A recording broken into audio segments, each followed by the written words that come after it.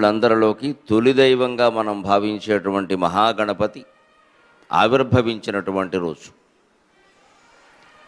ఈ మాసంలో మనం వరుసగా 9 రోజులు గణపతి నవరాత్రులు చేస్తాం. తర్వాత వాళ్ళ అమ్మగారు వస్తుంది, పార్వతీదేవి.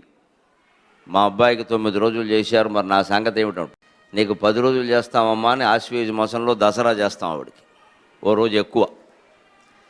తర్వాత వాళ్ళ నాన్నగారు వస్తాడు, మా అబ్బాయికి 9 రోజులు చేశారు, మా ఆవిడికి 10 రోజులు చేశారు ఉత్సవాలు. కుటుంబాన్ని పోషిస్తున్నది నేను, యజమాన్ని, బిచ్చమెత్తి మరీ పోషిస్తున్నాను వీళ్ళందరినీ, నా సంగతి ఏమిటంటాడు. ఆయనకి నువ్వు నెలంతా చేస్తాను నాయన, కోప్పడకన కార్తీక మాసం నెలంతా చేస్తాను.